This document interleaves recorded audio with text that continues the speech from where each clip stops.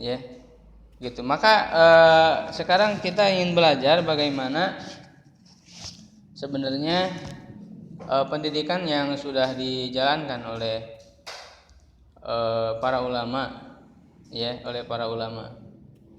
Karena di zaman sekarang ini kita sudah sangat butuh untuk membaca kembali bagaimana kehidupan para ulama dulu. Ya, karena kalau kita hanya melihat realitas sekarang, ya, gitu. Kalau hanya mengikuti yang ada sekarang, kita tidak akan menjadi baik. Ya. Saya ingin sampaikan dulu perkataan Imam Malik. Bagaimana kita memperbaiki umat ini. Imam Malik berkata, rahimahullah,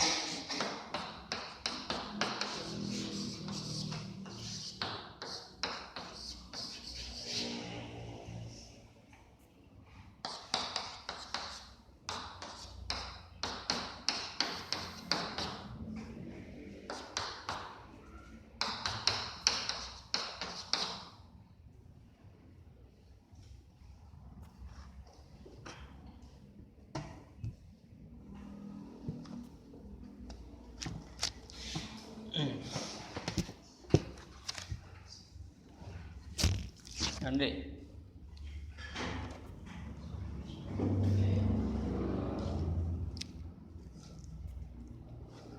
Resti ini yang ini ada. Kalau yang itu habis misalnya nggak ada. Ini lebih murah. Ada. Sekalian. Dia Mutahid udah ada nanti ini.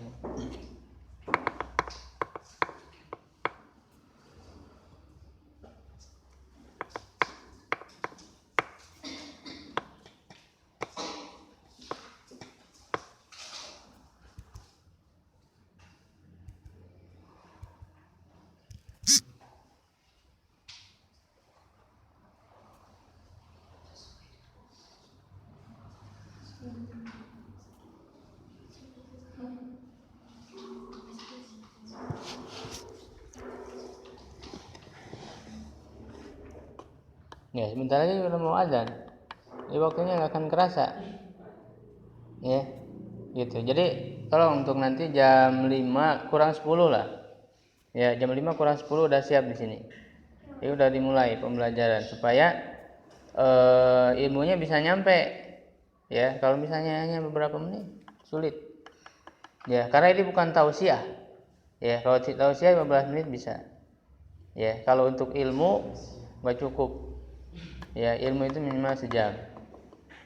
Ya, kalau tausiah kan hanya nasihat, mendengarkan. Ya, gitu, hanya mengikuti perkataan nasihat-nasihat itu diamalkan. Ya, sehingga kurang ada keaktifan. Ya kan? Kalau ilmu itu setiap orang yang belajar di dalam menuntut ilmu itu dia harus aktif. Dia harus aktif mendengarkan, harus aktif mencatat, harus aktif nanti diskusi, bertanya dan sebagainya. Ya, dibantu dengan membaca, menghafal dan seterusnya, harus aktif. Kalau dalam belajar itu, menuntut ilmu itu. Ya, kalau nasihat kan, kalau tausiah hanya mengikuti pengarahan-pengarahannya. Jadi ini harus begini, ini harus begini. Gitu ya.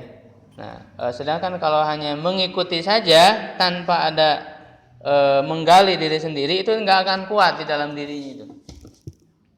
Ya, tapi kalau kita sama-sama menggali dengan lebih dalam, itu akan mengakar dalam diri kita.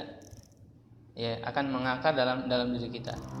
Ya, karena untuk merubah kepribadian atau perilaku seseorang, ya, maka rubahlah akarnya. Kalau akarnya berubah, maka dia akan berubah. Apa akar dari pribadi seseorang?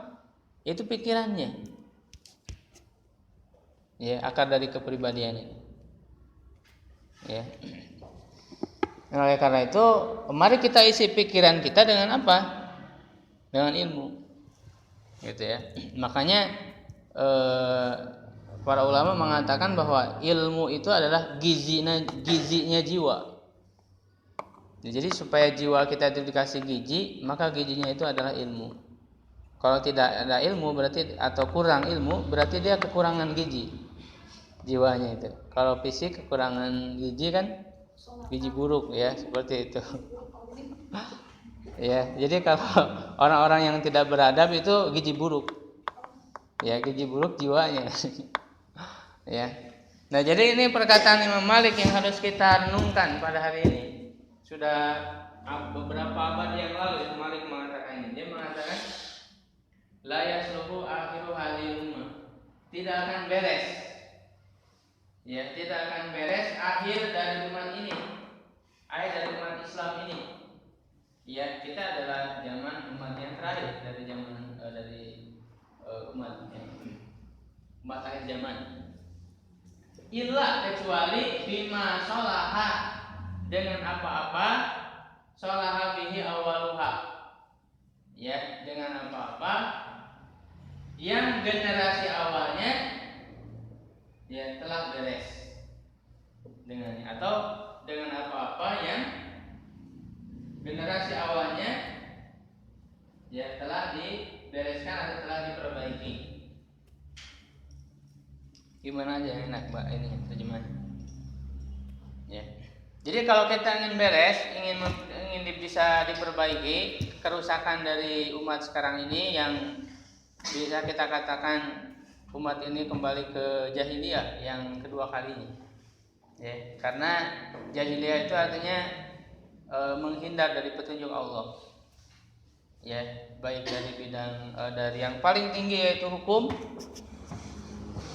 Ya, karena kata Rasulullah latun qadana urul Islam urwatan.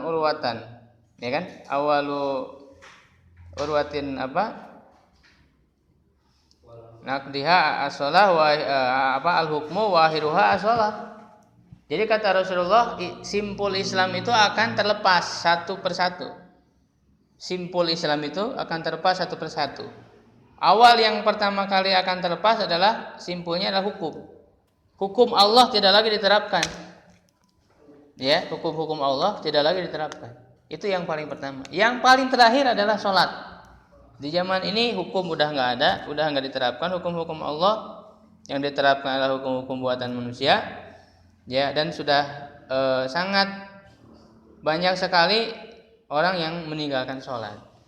Nah, ini udah rusak, kondisi udah rusak. Nah, bagaimana cara memperbaikinya? Kata Imam Malik, dengan cara bagaimana generasi awal diperbaiki dari mulai Rasulullah, sahabat, dari generasi sahabat bagaimana mereka diperbaiki oleh Rasulullah. Ya, bagaimana generasi tabi'in diperbaiki. Nah, cara memperbaikinya ternyata sudah diwariskan kepada kita melalui ilmu para ulama. Ya.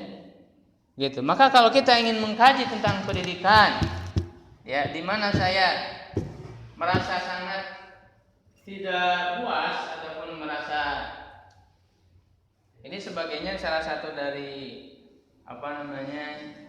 ketidakpuasan saya dengan perguruan tinggi yang ada di Indonesia. Ya, karena sudah mengalami kuliah di tempat ini dan tempat ini, semua tidak puas. Ya, karena ketika berbicara tentang pendidikan, ya, saya tidak puas dengan perkuliahan yang ada di Indonesia sehingga saya membuat kuliah seperti ini. Ya, untuk melampiaskan ketidakpuasan saya. Ketika berbicara pendidikan, ya, dia hanya didukung, berdasarkan ya ilmu-ilmu yang dipelajari ataupun diberikan diambil dari orang-orang kafir, orang-orang barat. Ya, di sini ada ilmu tentang psikologi, ada ilmu tentang pendidikan, mendidik, cara mendidik dan lain sebagainya, sangat banyak sekali, semua dijejali. Ya, gitu. Mahasiswa semua dijejali dengan ilmu barat. Ya, dengan ilmu barat yang saya katakan mereka sebenarnya sangat dangkal sekali ilmu mereka itu. Allah sudah mengingatkan bahwa kalau kita hanya belajar kepada orang kafir, ilmunya sangat dangkal. Ya, kenapa? Karena mereka itu ya'lamuna zahiran minal hayatid dunya. Ya, orang kafir itu hanya mengetahui luar. Hanya mengetahui luar saja. Ketika misalnya berbicara tentang psikologi, ilmu jiwa, yang dibahas bukan jiwa. Ya, jadi ada kesalahan dalam ilmu psikologi yang dipelajari sekarang. Kenapa? Karena yang dilihat hanya luar, hanya fisik saja. Seperti kata Allah tadi, ya'lamuna zahiran, mereka yang nampak saja. Ya, padahal ilmu jiwa yang namanya jiwa itu bicara tentang jiwa. Al-Quran sudah bicara tentang jiwa, hadis-hadis sudah bicara, bahkan para ulama, saya sampaikan nanti apa saja sebenarnya warisan-warisan para ulama yang harus kita gali dalam bidang pendidikan ini. Termasuk di situ ada ilmu jiwa. Para ulama sudah menulis lebih dulu, ya beberapa abad lebih dulu daripada orang-orang Barat itu. Nanti ketika kalian kuliah akan mengetahui, ya belajar tentang psikologi, nanti menurut ini tokoh-tokohnya itu nggak jauh orang-orang Barat. Ya ada J.J. Rousseau, ada siapa yang macam-macam. Banyak sekali nama-nama orang-orang Barat yang keluar. Kamu tidak akan menemukan di pendidikan, makanya sampai kapanpun pendidikan ini nggak akan beres. Saya percaya kepada perkataan Imam Malik.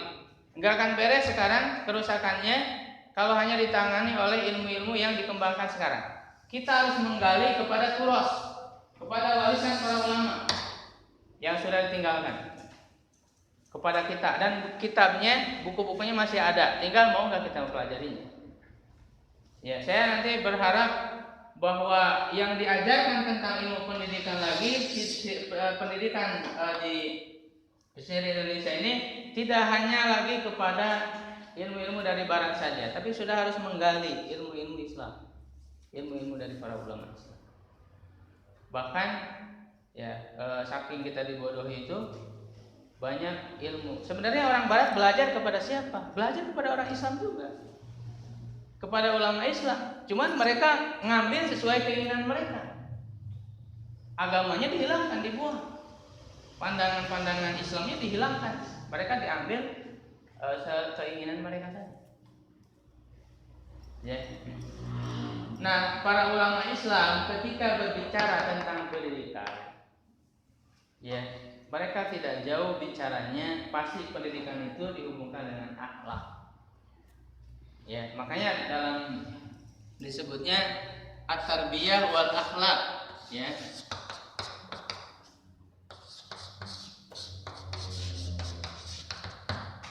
Saya sedang berusaha menggali terus warisan para ulama ini, ya, sehingga mudah-mudahan menjadi satu ilmu yang bisa dikembangkan di zaman ini.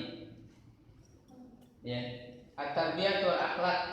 Nah, kita harus tahu kitab-kitab, buku-buku,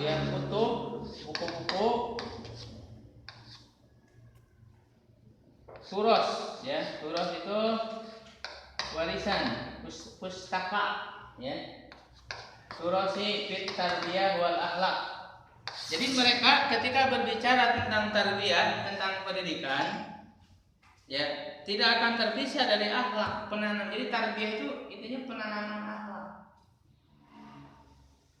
Ya, sangat jauh dengan ilmu pendidikan yang dikembangkan oleh Barat, yang sekarang semuanya serempak di perguruan tinggi di seluruh Indonesia sama ngambilnya itu.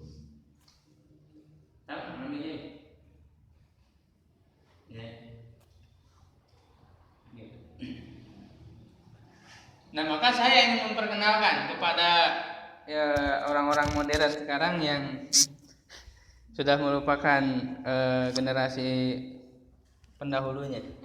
Maka diperkenalkan kembali supaya populer.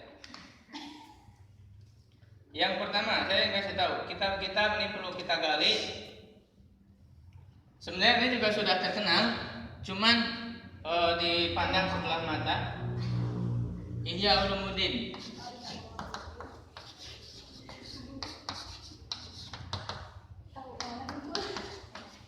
Ya. Karangan siapa ini? Tulisan Al-Ghazali. Abu Hamid Al-Ghazali.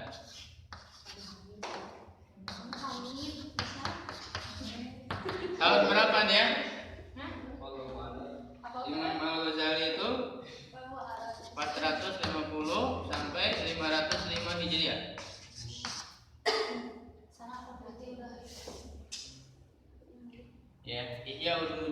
sini berisi ilmu-ilmu tentang pendidikan dan juga penanaman akhlak. Ya.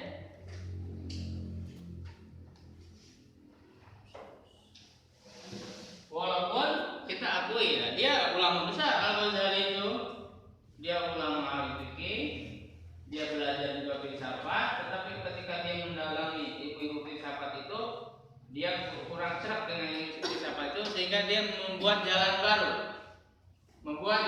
dalam filsafat yang maksudnya kepada filsafat tasawuf.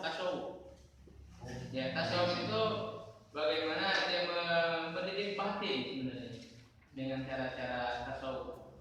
Ya, tetapi tentu beliau paham Al-Quran hadis sehingga tasawufnya tidak menyimpang seperti yang banyak orang-orang sekarang lakukan. Sekarang yang namanya tasawuf sufi itu ya identik dengan apa? Nari-nari gitu, kutub ini kayak gini, nari-nari dengan kencang. Ya, muter.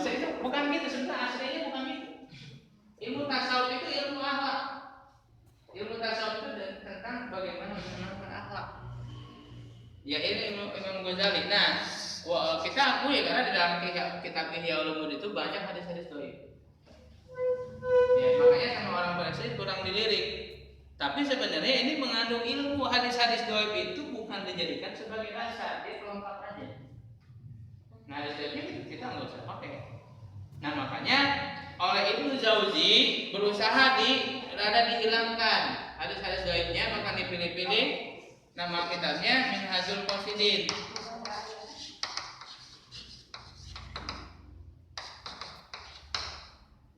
Ya, Minhajul Qasidin. Ini Ibnu Jauzi. Walaupun Ibnu Jauzi nggak bertemu dengan Imam Ghazali. Beliau itu dari tahun 510 sampai 597 Hijriah. Beliau sudah dihilangkan hadis-hadis dhaif dan juga ditambahin yang perlu ditambahkan. Jadi koreksi yang perlu dikoreksi dari kitab Ihya. Tapi sistematika susunannya sama. Dan beliau membagi ada 4 pembahasan di dalam kitab beliau itu. Dikatakan rubu itu seperempat. 1 rubul ibadat, rubul adat, rubul muhlikat, rubul munjiat. Jadi 4 dalam kitab ini. Ya, yang pertama rubul ibadat berbicara tentang seperempat dari kitab itu, yaitu tentang ibadah. Ibadah yang paling pertama dijelaskan dalam kitab Ihya Ulumuddin adalah apa? Thalabul ilmi, menuntut ilmu.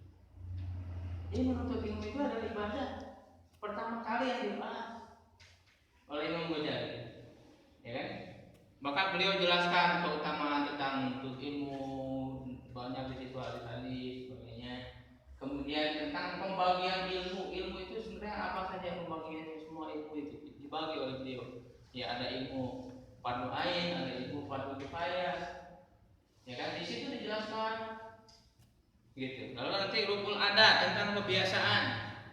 Ya, adat kebiasaan dari apa? Makan. Di situ ada makan, ada minum, ada menikah, ada mencari nafkah, halal dan haram dan seterusnya. Kemudian rukun muhlikat, hal-hal yang bisa membinasakan. Ya, dari mulai riya, hasad dan sebagainya dibahas. Rukun munjiat yang menyelamatkan dari mulai apa? Sifat-sifat syukur dan sabar, khauf, raja dan seterusnya dibahas. Nah, walaupun sebenarnya di Minhajul Qasidin juga masih ada hadis yang lain. Masih ada. Nah, ini diringkas lagi menjadi mukhtasar. Yang saya pakai itu biasanya mukhtasar ini. Mukhtasar Minhajul Qasidin. Jadi ringkasan dari Minhajul Qasidin itu ditulisnya oleh Ibnu Qudamah Al-Maqdisi, tapi bukan Ibnu Qudamah yang menulis Rawdatun Nazir, bukan. Namanya beda. Kalau yang menulis Rawdatun Nazir namanya Muwafaquddin. Kalau ini Ahmad bin Muhammad bin Abdurrahman Ibnu Qudamah Al-Maqdisi. Beliau itu tercatat wafat tahun 742.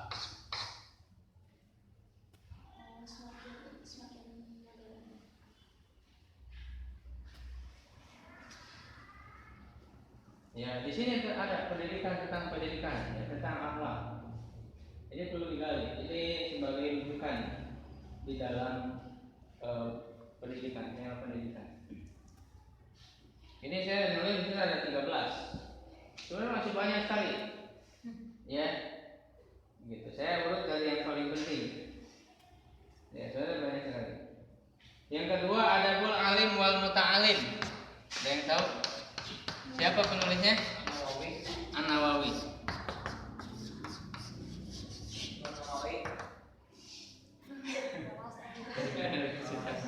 Jadi ketika berbicara tentang pendidikan nggak bisa dijauhkan dari adab. Jadi pembahasan para ulama tentang pendidikan itu selalu kaitannya dengan adab. Ya, inilah yang ditekankan oleh seorang ahli, dia ahli filsafat, beliau masih hidup. Beliau seorang filosof masih hidup, ahli sejarah Melayu. Ya, juga menekankan pentingnya tentang pendidikan, yaitu siapa? Profesor Said Naqib Al-Atas. Beliau orang Malaysia. Ya, beliau orang Malaysia yang sudah menggagas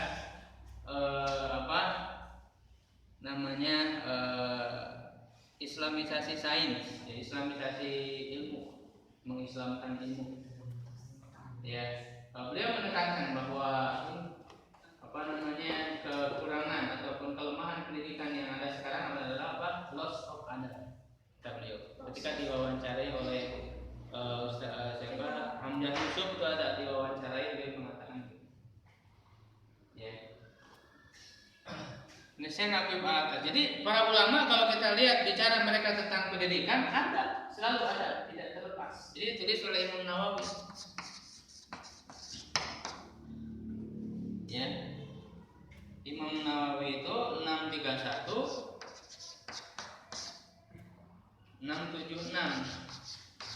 Hijriah.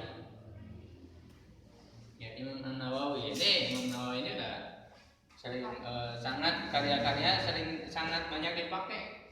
Dari mulai yang terkecil yaitu hadis Arba'in, itu kan disusun oleh Imam Nawawi. Kemudian Riyadhus Shalihin. Ya, itu oleh Imam Nawawi, dan beliau juga menulis ini tentang adab-adab seorang alim, seorang berilmu, dan seorang pelajar. Di situ beliau jelaskan seperti apa memulai pembelajaran, seperti apa ketika belajar itu harus bagaimana itu jelaskan adabnya. Bahkan sampai ke buku-buku ada meminjam buku, di situ dijelaskan. Iya, di situ dijelaskan. Jadi jangan menyepelekan tentang masalah ilmu. Ini sangat penting. Karena itu ibadah yang pertama dijelaskan Imam Ghazali, itu yang pertama kali ilmu. Bahkan kan para ulama sepakat, Imam Syafi'i mengatakan dan yang lain, menuntut ilmu itu lebih baik daripada ibadah sunnah. Ya, lebih baik daripada sholat sunat 100 rakaat, 1000 rakaat. Lebih baik kalian duduk sekarang di sini, menuntut itu ilmu lebih baik daripada sholat 1000 rakaat di sini. Menuntut ilmu lebih baik daripada ibadah sunnah. Ya, itu menurut para ulama. Sampai kan Imam Syafi'i itu tidak sempat sholat tahajud, hanya memikirkan satu hadis, yang dimana dari satu hadis itu bisa muncul ratusan kaidah. Ya, ratusan kaidah dalam fikih. Beliau itu hanya terbersit di malam hari, padahal dia sedang menginap di rumahnya Imam Ahmad. Ya, putrinya Imam Ahmad yang banyak diceritakan tentang Imam Syafi'i kepada kehebatannya bagaimana. Dia ingin lihat putrinya itu malam hari, dia sediakan air, ditunggu mana gak wudhu, gak sholat tahajud.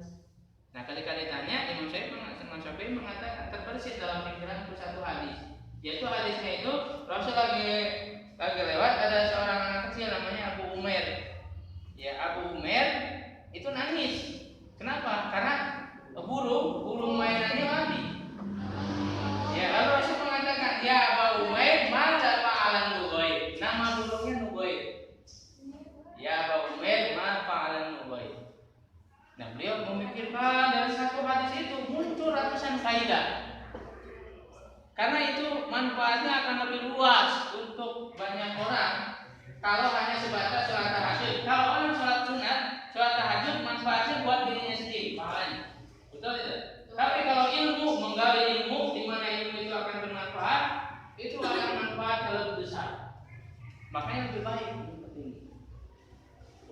Ya. Imam Nawawi. Kemudian ada lagi adab syariah. Adab-adab syariat. Di sini jelaskan tentang adab-adab. Ibnu Muflih ini juga sama ulama dahulu. Muflih namanya Ibnu Muflih. Jadi belum tercatat tahunnya, nanti dicari dulu. Ibnu Muflih, ya.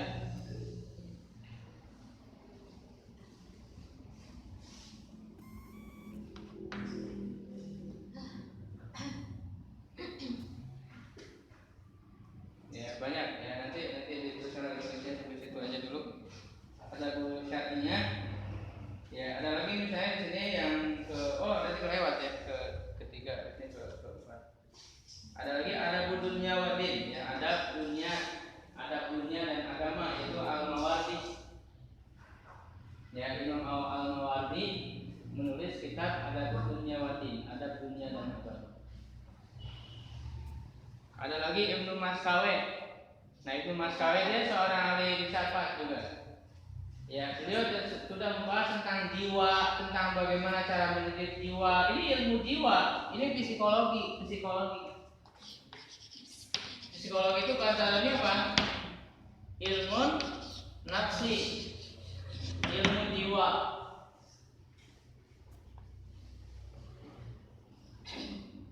Nah itu Maskawi sudah membahas tentang tahdzibul akhlak dalam kitabnya Tahdzibul Akhlak namanya. Ya ada lagi yang lebih kepada pembahasan hukum-hukumnya, yaitu Ibnu Suhnun. Ibnu Suhnun sudah menulis kitab Adabul Muallimin, adab guru. Nah ini pembahasannya khusus bagaimana seorang guru itu adab-adabnya seperti apa, ada di sini. Adabul Muallimin. Termasuk juga hukum-hukumnya, bagaimana hukum menghukum murid, di situ dijelaskan. Ya beliau menjelaskan bagaimana cara mengajarkan Quran dan sebagainya, di situ dijelaskan oleh. Nah ini masalahnya kitab-kitab ini tidak diajarkan, sekalipun dia itu perguruan tinggi Islam. Tidak diajarkan. Ini ilmu-ilmu penting di dalam Islam, tapi tidak diajarkan kepada calon-calon guru agama. Makanya ketika saya kuliah itu, ya kalau saya guru-guru agama saja ilmunya, pendidikannya seperti ini, bagaimana nasib murid-muridnya nanti? Ya, mereka akhlak adabnya juga begitu, ilmunya juga hanya dicekoki oleh ilmu barat, tidak tahu bagaimana. Karena kalau ilmu-ilmunya dari para ulama Islam ini tidak akan lepas dari nilai-nilai Islam. Ya, kalau berasal dari orang-orang barat, walaupun tidak sepenuhnya jelek, ada juga baiknya, tapi kan itu sudah dilepaskan dari nilai-nilai Islam. Makanya nanti akan berbeda cara pandangan orang-orang barat, orang-orang kafir terhadap jiwa manusia dengan orang Islam. Ya, sekarang itu ini seakan-akan yang menemukan pertama kali psikologi itu orang barat. Padahal perlu ditanya, orang barat belajar ke siapa? Orang barat itu belajar kepada ulama Islam. Ya, ilmu politik misalnya yang terkenal. Ada Machiavelli, ada siapa namanya, Karl Marx yang dengan ideologi komunismenya itu dianggap sebagai yang pertama kali atau meletakkan ilmu politik. Padahal salah, bukan itu, lebih didahului oleh filosof Islam namanya Al-Farabi.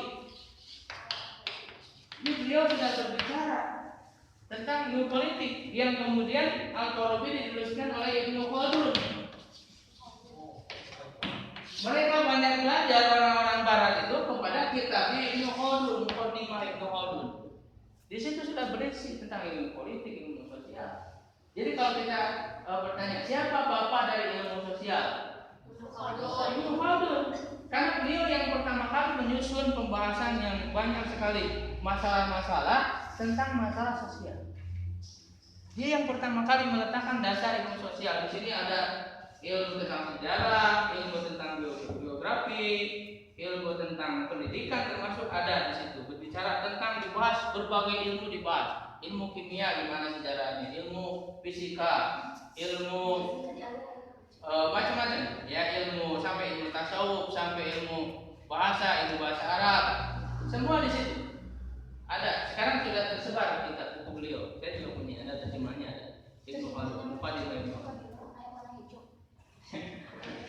Ya, ini kita harus mengetahui ini supaya kita mau menggalinya. Ya. Gitu. Ada lagi yang berbicara tentang pengajaran ataupun tadi guru dan murid, bagaimana ada pada mereka dan termasuk hukum-hukum mereka, misalnya Al-Qabisi.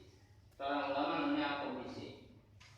Ya, di perguruan tinggi Timur Tengah saya tidak melihat di Indonesia ini masih kurang, kecuali mungkin ada beberapa perguruan tinggi udah mulai. Kalau di Timur Tengah sudah banyak sebenarnya mengkaji ilmu-ilmu pendidikan yang digali dari para ulama. Ya, yang saya baca banyak di perguruan tinggi di Timur Tengah itu, mereka banyak mengkaji atau membahas dua kitab tadi itu. Pertama kitabnya Ibnu Suhnun, Adabul Muallimin, dan juga kitabnya Al-Qabisi. Ya, itu dianggap sebagai ahli pendidikan Islam yang awal. Ya, Al-Qabisi. Ya, di situ ada belum lagi nanti kitab-kitab Ibnu Jauzi juga banyak tentang masalah pembersihan jiwa. Dia punya buku misalnya At-Tibbur Rohani, dokter rohani, ya, kedokteran rohani. Beliau banyak menjelaskan, ya, menjelaskan tentang bagaimana akal, keutamaan akal, bagaimana hawa nafsu, bagaimana cara menghilangkan sifat-sifat jelek. Jadi kalau kita bandingkan ilmu psikologi barat dan karena ilmu pendidikan dan psikologi itu nggak akan terpisah, selalu nyambung. Karena kalau psikologi kan berbicara jiwa manusia, kalau berbicara pendidikan bagaimana mendidik jiwanya gitu. Makanya tidak bisa dipisahkan ilmu jiwa dan ilmu pendidikan itu. Kalian ada nggak di Muallimin pelajaran ilmu pendidikan? Apa yang dibahas? Pasti teori-teori barat. Psikologi barat. Ya kan? Pasti. Mau pun di pesantren, ya, apalagi di perguruan tinggi, masalahnya yang ngajar di pesantren juga sama lulusan perguruan tinggi di Indonesia. Jadi mereka nggak membahas. Jadi dianggapnya, ini mah kitab-kitab apa gitu, bukan tentang pendidikan.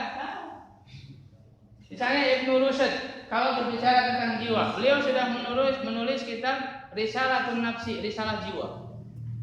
Ibnu Rushdi. Al-Qurtubi yang menulis Bidayatul Mujtahid, seorang ahli filsafat juga. Ya. Belum nanti Ibnu Qayyim Al-Jauziyah banyak menulis tentang pesucian jiwa. Ibnu Taimiyah dan seterusnya. Ya, banyak sekali. Makanya nanti dari pengkajian kitab-kitab ini tolong bantu. Siapa yang siap menggali kitab-kitab ini, tolong bantu saya. Ya, saya sedang menggali ini, kitab-kitab ini.